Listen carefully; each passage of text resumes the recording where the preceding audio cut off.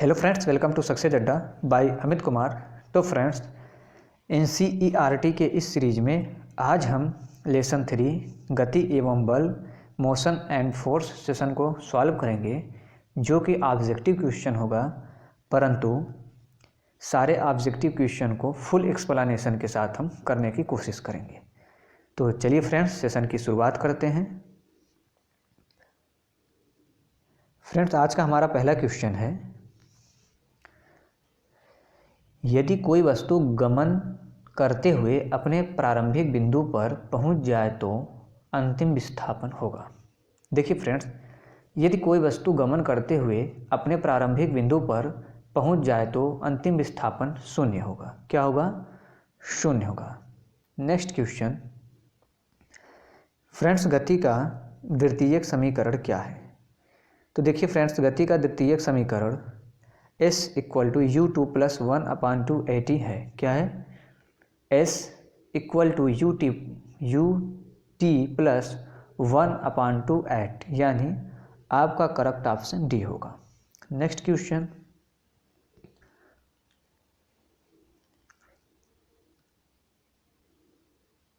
देखिए फ्रेंड्स, किसी लटके हुए कालीन को जब छड़ी से पीटा जाता है, किसी लटके हुए कालीन को जब छड़ी से पीटा जाता है तो धूल के कण उससे बाहर निकल जाते हैं। मेरी बात समझो, किसी लटके हुए कालीन को जब छड़ी से पीटा जाता है तो धूल के कण उससे बाहर निकल जाते हैं। किसके कारण? तो देखिए फ्रेंड्स, इसका एक्सप्लेन क्या है? व्याख्या, किसी वस्तु के स्थिर अथवा गतिमान बने रहने की प्रवृत्ति जड़त्व कहलाती है। पहले आप समझिएगा कि किसी वस्तु के स्थिर अथवा गतिमान बने रहने की प्रवृत्ति जड़त्व कहलाती है। क्या कहलाती है? जड़त्व। यह वस्तु का वह गुण होता है, यह वस्तु का वह गुण है जिसके कारण वह अपनी विराम की अथवा एक समान गति की अवस्था में परिवर्तन का विरोध करता है। फिर से देखिए, किसी वस्तु के स्थिर अथवा गतिमान बने रहने की प्रवृत्ति जड़त्व कहलाती है। यह वस्तु का वह गुण है जिसके कारण वह अपनी विराम की अथवा एक समान की अवस्था में परिवर्तन का प्रतिरोध करता है। ठीक, ध्यान दीजिए, द्रव्यमान किसी वस्तु के जड़त्व की माप है। द्रव्यमान किसी वस्तु के जड़त्व की माप है। वस्तु में यदि अधिक द्रव्यमान होगा तो फ्रेंड्स उसमें जड़त्व भी उतना ही अधिक होगा। बात समझो, यदि वस्तु में अधिक द्रव्यमान होगा तो उसमें जड़त्व भी उतना ही होगा। इसलिए आपका करेक्ट ऑप्शन होगा ए, जड़त्व के कारण। अगला क्वेश्चन है हमारा, देखिए, क्रिकेट खिलाड़ी तीव्र गति से आती हुई गेंद को कैच करने के लिए अपने हाथों को पीछे हटाता है। कहाँ हटाता है? पीछे। तो देखिए फ्रेंड्स, इसका एक्सप्लेन है, व्याख्या, गति के द्वितीय नियम के अनुसार किसी वस्तु में संवेग परिवर्तन की दर अनुप्रयुक्त बल के समानुपाती होता है। ध्यान दीजिए, गति के द्वितीयक नियम के अनुसार किसी वस्तु में संवेग परिवर्तन की दर अनुप्रयुक्त बल के समानुपाती होती है। ठीक है, समानुपाती होती है और उस दिशा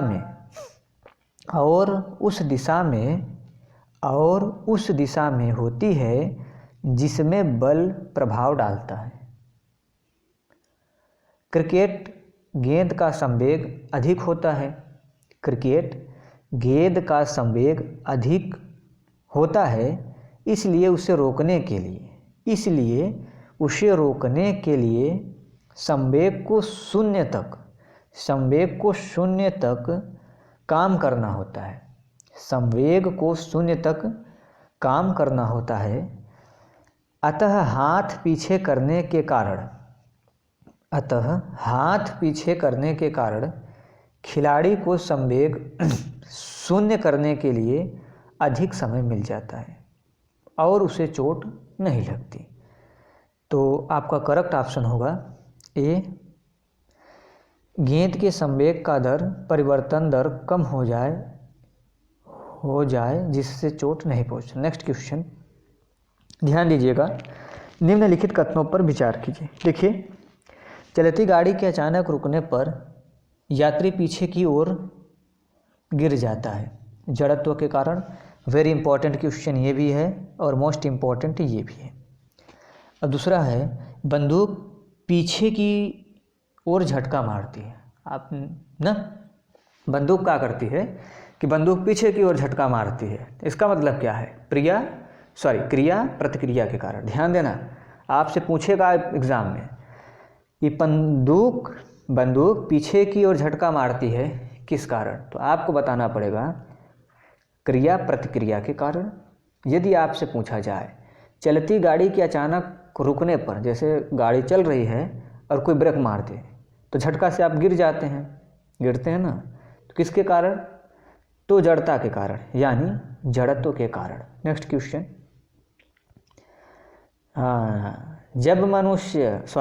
मनुष्य जब नदी के किनारे नाव से बाहर कूदता है, क्या?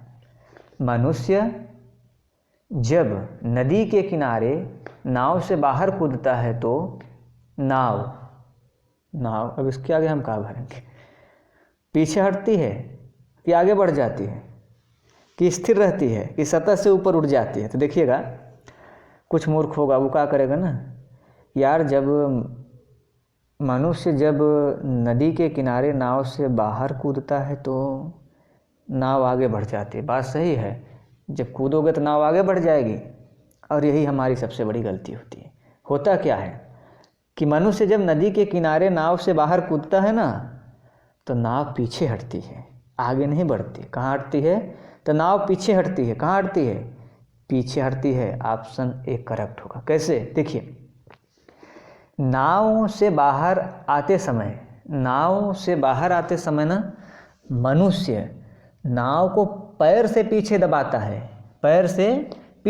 आगे नहीं दबाता है, पीछे दबाता है। किससे? पैर से पीछे दबाता है।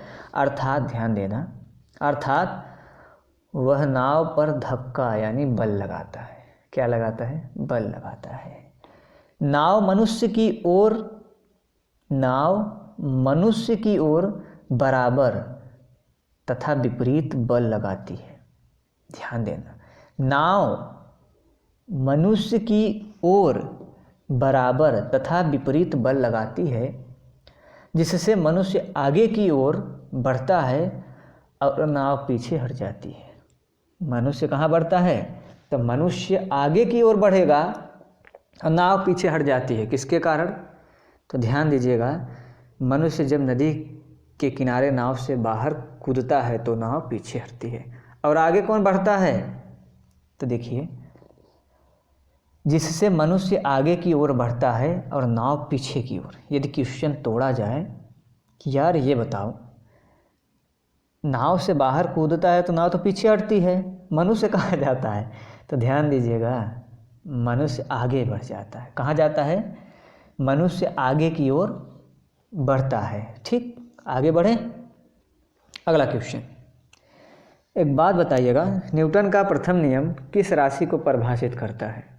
ये तो बच्चों का बात है कि भैया न्यूटन का प्रथम नियम किस राशि को परिभाषित करता है? बताएंगे आप लोग? बल। किसको? बल। नेक्स्ट क्वेश्चन है, प्रक्षेप्य गति यानी परवलयाकार में दीर्घतम परास प्राप्त करने के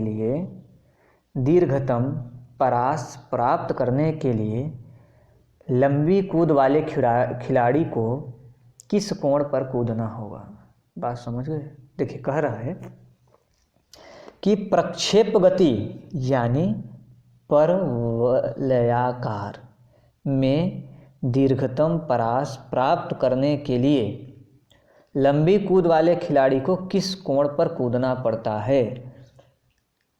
तो 20 डिग्री गलत, 18 गलत, 0 डिग्री तो बिल्कुल नहीं। तो कितना होगा 45 डिग्री। ठीक बेटा। अगला क्वेश्चन, शून्य से स्वतंत्र रूप से गिरने वाली वस्तु में शून्य से स्वतंत्र रूप से गिरने वाली वस्तु में समान गति होती है। बिल्कुल नहीं होती है, नहीं होती। समान बल होता है, नहीं होता है। समान त्वरण होता है, समान त्वरण होता है। नेक्स्ट क्वेश्चन, अश्व यदि एकाएक चलना प्रारंभ कर दे तो, मान लीजिए अश्व मतलब होता है घोड़ा। घोड़ा यदि एकाएक चलना प्रारंभ कर दे तो अश्वारोही के गिरने की आशंका का कारण क्या है। बहुत खतरनाक क्वेश्चन लाया हूँ आज, और इससे भी खतरनाक क्वेश्चन लाएंगे, सिर्फ आप बने रहिएगा। अश्व यदि एकाएक चलना प्रारंभ कर दे तो अश्वारोही के गिरने की आशंका बढ़ जाती है। गिरता है ना, बढ़ जाएगी आशंका। किसके कारण? विश्राम जड़त्व के कारण। किसके कारण? विश्राम जड़त्व के कारण। नेक्स्ट क्वेश्चन की तरफ बढ़ें।